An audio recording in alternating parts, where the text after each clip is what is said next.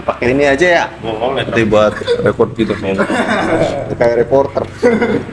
Oke. Ya kita mulai aja deh, biar nggak formal-formal banget. Kita mulai buka untuk wawancara ini. Kita untuk nanya-nanya aja untuk tugas kewirausahaan sih ya. Di sini tujuan saya sih sebelum untuk melangkah ke wawancara dan segala macam, kita perkenalkan dulu nih biar enak, biar ada keakraban. Nah, perkenalkan, nama saya Syahrul Renaldi.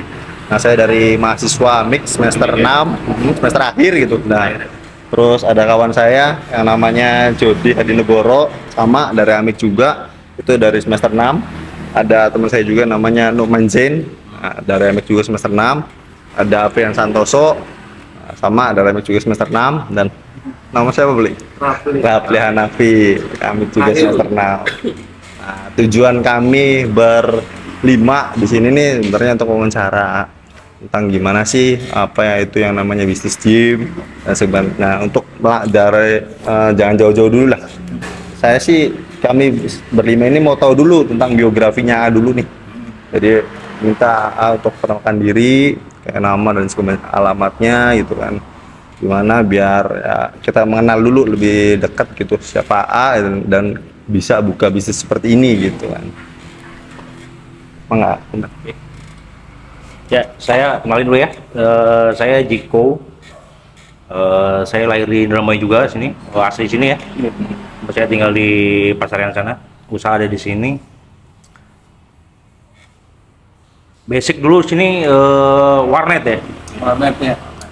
Warnet itu jalan dari 2006 ke 2010, terus kena transisi ini ya, teknologi ya mungkin ya, karena gadget, terus akses internet pun udah murah ya, semua orang pun udah pakai handphone lah udah pasti ya, kita udah geser aja pokoknya kan, yang dulu yang akses internet itu bisa dibilang sulit ya, sekarang ya udah hampir semua murah lah, tempat kopi kecil pun udah pakai lah pasti kan, pasti pakai lah. Ya akhirnya dibanding kita apa ya nggak bisa berkembang gitu ya, ya sudah mau nggak mau kita manuver, ya kan. Kalau orang mau usaha itu ya mesti siap gitu kan, resikonya siap. Jadi kalau memang sudah tidak memungkinkan, ya sudah jangan takut buat manuver. Akhirnya kita close tuh di 2010 pindah 2020 ya akhirnya jalan 4 tahun tuh tutup, balik lagi balik lagi. Kalau saya usaha itu kebanyakan jasa semuanya, jadi awalnya memang nggak ada planning bisnis ya, cuman dari passion biasanya. Kalau saya kena passion tuh lebih ke saya nguasain. Nah, kalau ya kan simpel ya. Ya, kalau orang punya passion itu pasti prosesnya lebih cepat. Karena kita tahu salahnya di mana gitu ya, atau langkahnya, step-stepnya apa gitu. Akhirnya balik karena saya punya passion juga di olahraga gitu ya. Karena dulu sempat nge-gym juga, akhirnya oke deh, manuver deh. Kita ganti ke tempat gym. Ya, lihat dari market juga di Indramayu saat itu masih dikit ya, main dikit sih sebenarnya kalau dibanding kota lain yang gede ya. Ya kalau nggak salah ada tiga tempat lah kalau nggak salah, masih ada peluang lah. Akhirnya kita bikin di 2000 ya, setelah 2010 itu kita bareng aset warnet itu kita keluarin, kita masukin alat gym, jalan enggak sampai sekarang ya. 2010 berarti. Ya itu makanya itulah intinya passion. Kalau udah ada passion tuh ya udah jalan gitu aja. Jadi nggak ada tuh trik-trikan mesti gimana nyari nanti nge-brandingnya gimana gitu kan. Nggak ada. Jalan dulu aja, action aja dulu. Belakangan nanti ya udah, kalau udah mentalnya udah mental. Namanya kita di jalan usaha ya sudah. Nggak jadi masalah. Ada lagi mau tanya apa? Nah, kalau untuk prospeknya, kira-kira kan gym ini kan buat tempat usahanya dan segala macam ya. Nah, kalau untuk prospek kedepannya nih, kira-kira nih gym ini nih bakal dikembangin lebih jauh lagi, harus, apakah emang stuck di sini gitu kan? Apa emang punya ide lagi, barangkali mau buka usaha apa lagi untuk ngelebarin mata pencarian dari AA-nya gitu kan? Kalau usaha kan yang mesti dikembang ya. Kalau stuck tuh berarti itu bisa jadi antara nggak jalan itu kan. Ya kan? Ya, kalau stagnan itu berarti nggak ngasilin berarti. Mesti dikembangin. Kalau bicara ngembangin ya pasti ada. Visi saya mah masih banyak yang belum lengkap kan. Masih banyak yang belum lengkap. Ya saya lengkapin itu. Kalau di atas juga mungkin ada, nanti ada kesempatan sih kita kasih kayak buat aerobik atau apa, itu banyak sih sebenarnya, banyak. Cuma tinggal tunggu waktu aja lah. Itu ya. Ada lagi? Kalau untuk modalnya sendiri, nah modal awalnya kira-kira untuk buka usaha gym ini nih sampai punya alat ya lumayan lah, segini lumayan banyak gitu kan, berapa kira-kira tuh untuk kisaran? Barangkali nih teman-teman di sini kan ada niatan ataupun dari penonton video ini ada niatan untuk buka gym, nah kira-kira bisa tahu gitu kan modal awalnya tuh oh segini nih, seperti itu. Kalau gym sebenarnya lebih murah dibanding warnet ya.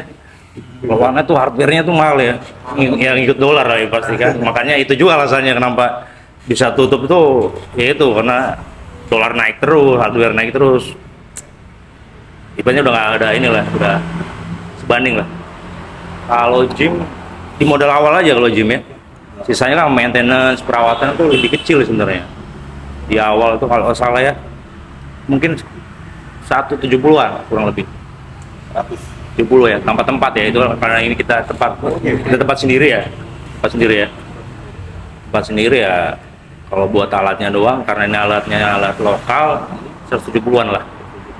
Kalau pakai alat yang impor itu sampai 500 itu bisa keluar gitu. Ya itu di modal awal doang sebenarnya. 170. Cuma kalau buat maintenance-nya sih jauh lebih murah lah dibanding kita buka usaha warnet gitu ya. Maintenance-nya lebih mahal. Pasti tiap minggu, tiap bulan itu ada pasti. Entah itu hardware apa gitu pasti ada yang bisa. Namanya elektronik kan. Warnet sendiri ya. Ya. Kalau gym ya begitu, paling di modal awal doang. Sisanya sih udah operasionalnya ringan sih sebenarnya. Ringan. Ada lagi kan? Mungkin saya sedikit bertanya saja. Nah, bagaimana Om ini tuh menjalankan proses bisnis gym ini sehingga bertahan selama beberapa tahun Om sekarang? Dari 2003 Jadi 13 tahun ya. Nah, mempertahankan proses bisnis biar bisnis ini terus berkembang tuh kayak gimana Om? Menjalankan proses bisnisnya. Kalau mau sharing ilmu ya, jual jasa tuh loyalitas kita ke konsumen tuh udah pasti. Ke member itu udah. Ya itu punya ada ke depan sih, ada kedekatan emosional lah. Iya. Ya kan? Jual jasa tuh mesti begitu. Ya kan? Di luar sana mungkin banyak yang lebih lengkap atau yang lebih menunjang gitu ya. Cuman kalau member kita punya ada kedekatan emosional sama kita, ya insya Allah pasti balik lagi ke kita gitu kan. Ya itu kunci kalau jasa itu jual begitu. Loyalitas. Emosional. Pasti feedbacknya bagus pasti. Ada lagi ya? Siapa? Sedikit bertanya juga ya, kan dari warnet ke gym, setelah warnet itu tutup tuh si A-nya tuh penganggur dulu apa gimana gitu, apa langsung tiba-tiba ketemu ide, oh kayaknya enak nih gua buka bisnis gym atau gimana gitu. Ya kalau transisi ada pasti kan nggak mungkin langsung ya. Mungkin berapa bulan butuh ya. Cuma memang cepat kita saat itu kan memang di kepala udah ada sebenarnya ide itu kan. Berarti sebelum itu tuh Sudah ada sebenarnya. Sudah terpesan. Karena saya dulu pun udah nge-gym sebenarnya. Semua pun yang usahanya saya itu lebih dari passion, makanya saya bilang awal tuh dari passion kan, jadi di kepala udah ada sebenarnya. Makanya cepat aja, prosesnya cepat aja. Begitu ini oke, udah langsung kita jalan gym gitu ya. Apa aja yang dibutuhin ya udah, kita udah di kepala kita. Berarti si gym itu awalnya dari hobi apa? Hobi, passion, hobi. Hobi dijadiin ladang. Ya pasti lebih cepat. Saya yakin kalau cari duit apa kalau dari passion tuh Nah, Senang enjoy. iya, jadi mau pastikan kalau omset itu ada naik turun ya. pasti. Kayak kemarin aja misalnya kayak corona itu kan, covid itu hampir tutup sebulan lebih. Itu kan udah close aja tutup. Iya, itu saya hampir kehilangan hampir semua member malah. Ya itu balik lagi karena saya ada loyal sama member juga ya. Balik lagi, selalu balik lagi. Nggak perlu ilmu lah. Ya kan itu memang nggak pernah diajarin, cuman boleh jelas itu mesti loyal. Nah, berarti nih ya, ini ketika pas pandemi, berarti udah gitu full gym ini tutup. Berarti hanya nggak ada pemasukan sama sekali gitu. Ya bisa dibilang begitu. Wah, nah untuk nyiasatinnya kira-kira ada pemasukan lagi tuh kira-kira dari mana tuh sumbernya tuh?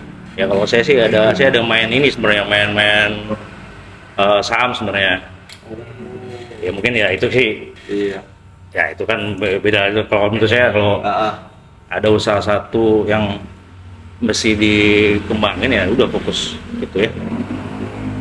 Jadi ya kan sayang lah misalnya usaha itu udah jalan gitu, walau ya kena naik turun lah gitu. It's okay nggak masalah. Usaha tuh begitu, maksudnya naik turun, kadang kita susah cari cuan gitu kan, ya bertahan lah. Ya barangkali gitu kira-kira masih kan pusing pasti semua Pasti down banget yang namanya masalah ekonomi Ya. tidak dipikiri kan, semua orang pasti merasakan.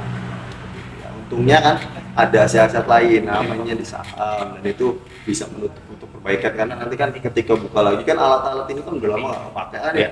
Pasti ada yang namanya perbaikan tuh, nah itu ya, dan berarti dananya tuh disuplai juga Ya, dari ya. dana saham ya, pas pandemi itu kan. Ada nggak? Udah. Tapi mungkin Ada berarti ya. oke. Paling kalau dari saya sih ya, berarti kalau untuk kira-kira nih untuk peluang para kaum muda dan ingin melakukan sebuah bisnis, tips dan saran dari itu seperti apa, dan barangkali untuk gambaran lah gimana sih harus yang ditempuh untuk caranya gym ini bisa berdiri gitu kan, atau itunya dulu. Pertama mungkin dari ininya dulu lah, dari tips dan sarannya dulu untuk buka bisnis dan untuk gimana cara mempertahankannya untuk kita yang ingin terjun dalam dunia bisnis, di berusaha kan, apalagi kuliah kan barangkali di tempat-tempat kerja untuk orang lain kan agak susah ya karena bersaing gitu kan, apalagi nanti kita menghadapi yang namanya bonus demografi ya nanti tahun 2030 gitu kan. Nah pasti di situ kan bonus demografi itu mencuat banyak banget kan, otomatis yang namanya lapangan pekerjaan juga pasti full. Nah kita juga pasti memilih untuk bikin usaha sendiri gitu kan. Nah tips dan sarannya untuk kita kaum muda gitu kan. Ya kalau akademik tuh wajib ya. Ya kan, ya buat basic juga sebenarnya. Pakai atau enggak buat basic lah. Pasti ada manfaatnya nanti. Ya makanya jangan kayak muda-muda ini, menurut saya sih jangan jadi orang spesialis, jadi lebih generalis. Generalis itu jadi semua menguasai bidang, walaupun nggak terlalu ahli pun it's okay. Nanti ngebantu gitu maksudnya.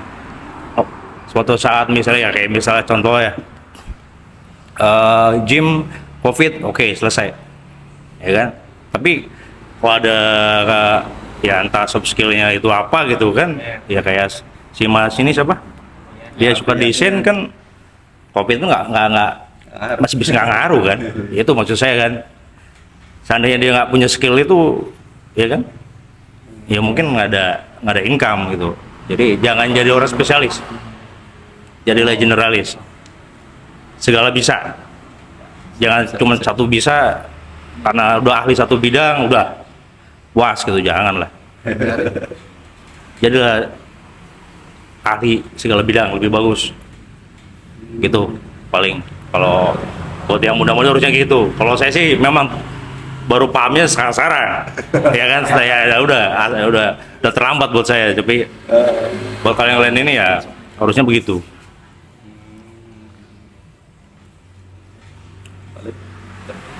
Kalau ini apa tambahan lagi ya, yang tadi kan ya barangkali tips untuk pertama kali untuk pembukaan gym. Gitu kan, tipsnya awalnya misalkan nyari uang dulu apa nyari apa dulu gitu kan, apa nyari wawasan dulu seperti itu.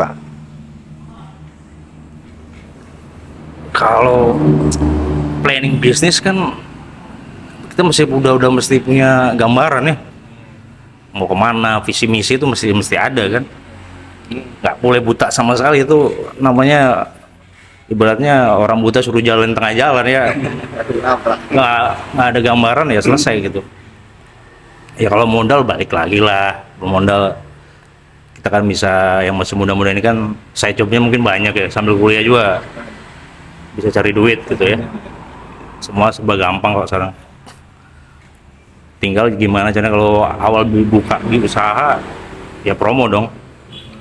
Nge-brandingnya gimana ya? Nge-brandingnya ya susah. Setelah nge-branding, bertaninya ya susah. Ya kan? Ya itu makanya saya nggak pernah jual produk, cuma saya lebih banyak ke jasa. Ya kan? Kalau ke jasa ya itu kuncinya loyal. Loyal aja kuncinya, udah loyal. Apapun nih usahanya loyal lah. Mau kamu buka coffee shop juga, iya kan? Iya benar. Mau ada tempat nyaman juga, kalau dia udah ada ikatan emosional ya pasti balik. Rasa nomor 2. Ya kan, yang penting kita minumnya dibuatin siapa gitu kan, baristanya siapa nih gitu kan. Penting itu.